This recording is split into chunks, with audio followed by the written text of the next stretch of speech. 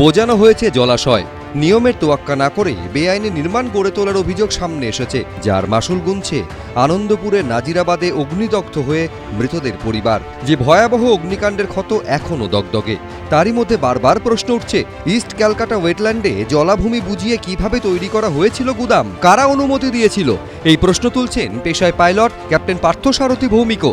কারণ 2018 সালে এই নাজিরাবাদে জমি কিনেছিলেন তিনি। সরকারি নিয়ম মেনে জমির মিউটেশনও করান, কিন্তু জমির চরিত্র বদলের জন্য আবেদন জানালেও তা মঞ্জুর হয়নি।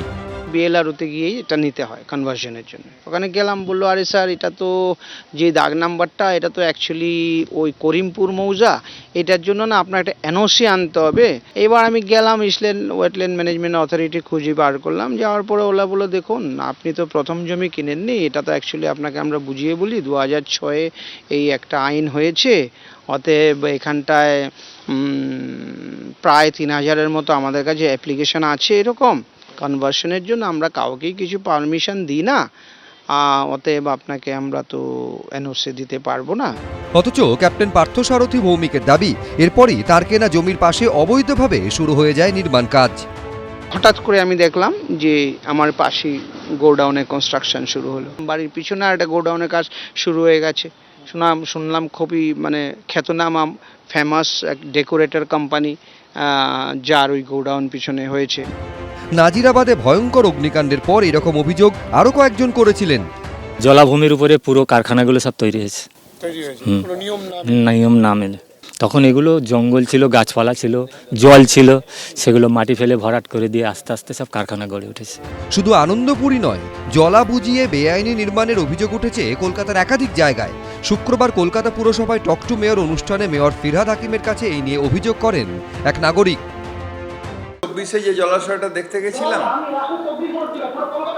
স্পেসিফিক কেস থাকলে স্পেসিফিক আপনি ডাইরেক্টলি নিয়ে এসে আমাকে দেবেন। স্পেসিফিক কেস থাকলে, নতুন করে হচ্ছে না, আপনাকে বলছি আমি।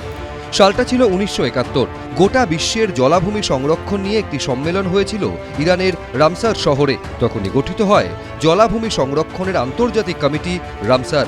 1982 সালে জলাভূমি সংরক্ষণ সংক্রান্ত রাষ্ট্রপুঞ্জের বিশেষ কমিটি রামসারের কনভেনশনে স্বাক্ষর করে ভারত।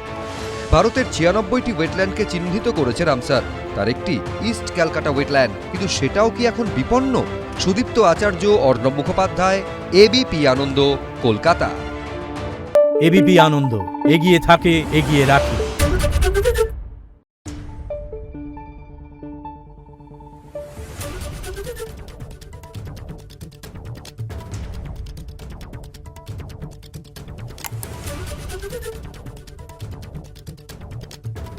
Thank you.